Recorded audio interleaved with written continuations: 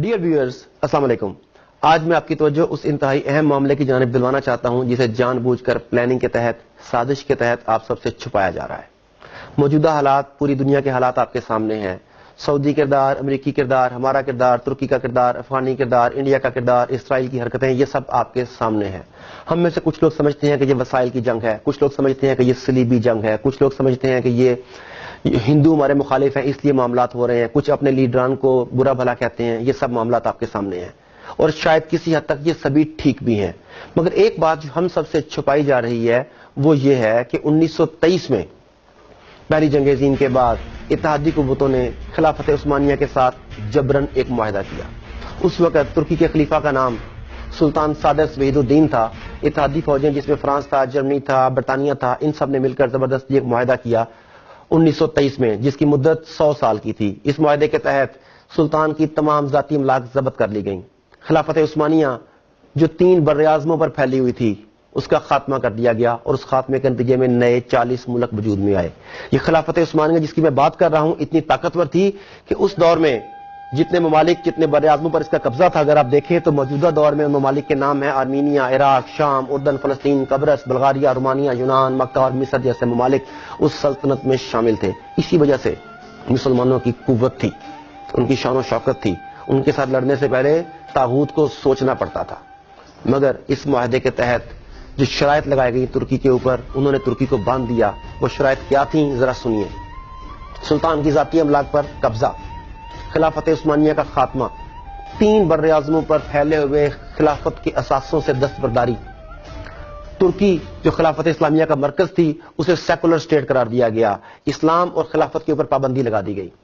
ترکی کے قدرتی وسائل میں پیٹرول سر فہرست تھا، پیٹرول کی ڈرلنگ پر پابندی لگا دی گئی۔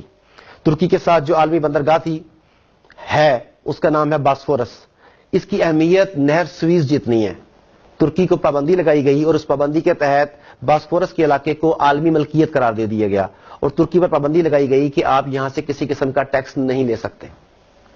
یہ تمام شرائط لاگو کرنے کے بعد اس معاہدے کو 100 سال کے لیے لاگو کر دیا گیا۔ خلافت عثمانیہ جس کا آغاز 1299 میں ہوا اور 1922 تک اس خلافت نے ایک اہم رول پلے کیا۔ غلطیاں بھی ہوئی ہوں گی ڈیفینیٹلی ان سے، مگر بہرحال ہمیں اس کے اوپر ناز تھا۔ تو 100 سال کا معاہدہ کیا گیا 1923 سے لے کر 2023 تک، جس میں یہ تمام شرائط تھیں۔ اب ہو یہ رہا ہے کہ 2023 قریب آ گیا۔ جیسے جیسے 2023 قریب آ رہا ہے، طاغوت، یہود، ہنود، صلیبی سب کے سب اس خوف میں مبتلا ہیں کہ جب وہ معاہدہ ختم ہو جائے گا تو پھر ترکی عالمی حیثیت بنوانے کے لیے کیا کیا کر سکتا ہے۔ ترکی کی موجودہ لیڈرشپ طیب اردگان وہ بھی آپ کے سامنے ہے۔ وہ جس طریقے سے عالمی مسائل میں دخل اندازی کرتا ہے، جس طریقے سے اپنے آپ کو منواتا ہے۔ اب برما کا معاملہ دیکھ لیجئے، سب سے پہلے کون گیا؟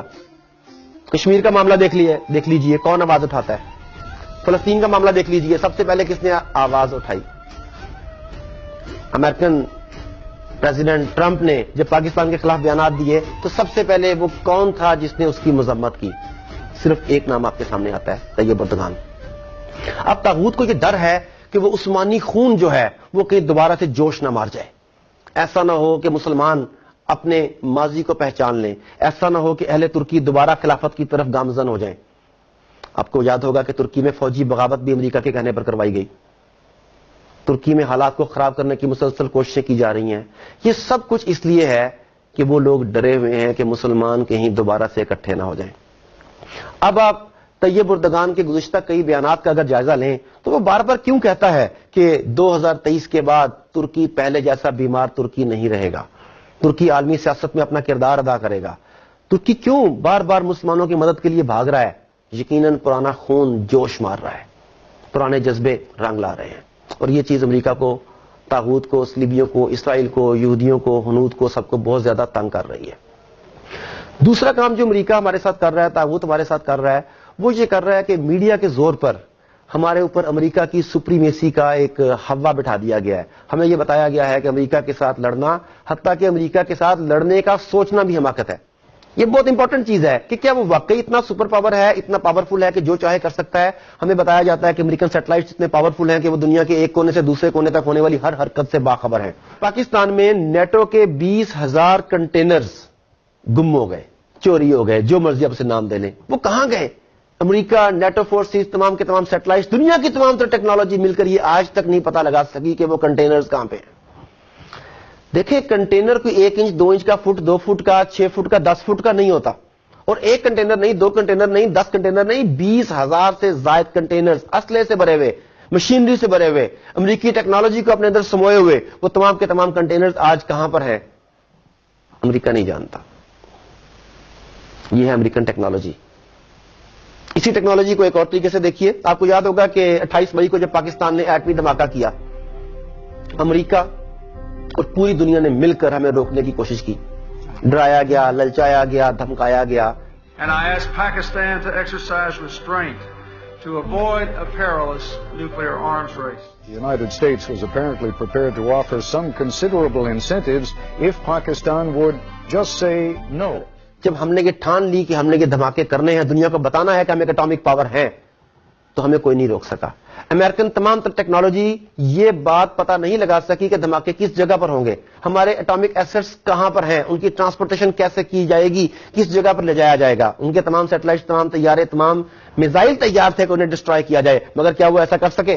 نہیں کر سکے. اس کا مطلب ہے کہ جب ہم یہ چاہتے ہیں کہ ہم کوئی کام کرنا چاہتے ہیں تو ہمیں امریکہ یا دنیا کی کوئی طاقت نہیں روک سکتی. اس لیے کہ کچھ لوگ اسباب پر غور کرتے ہیں. امریکہ کے پاس یہ ہے، اسرائیل کے پاس یہ ہے، انڈیا کے پاس یہ ہے، ہم ان سے ٹکر نہیں لے سکتے. کچھ لوگ یہ سوچتے ہیں، اور کچھ لوگ اسباب کی بجائے مسبب الاسباب پر غور کرتے ہیں. ان کا بھروسہ اسباب پر نہیں، مسبب الاسباب پر ہوتا ہے. تو برادرز، میں آپ کو یہ بتانا چاہتا ہوں کہ 2023 میں جو معاہدہ ختم ہو رہا ہے اس کے بعد دنیا ٹوٹلی بدلنے کی طرف جا رہی ہے. آنے والے 5 سے 10 سال میری آپ کی، ہم سب کی زندگیوں میں انتہائی امپورٹنٹ ہے. اتنی بڑی تبدیلی آئے گی کہ آپ سوچ نہیں سکتے.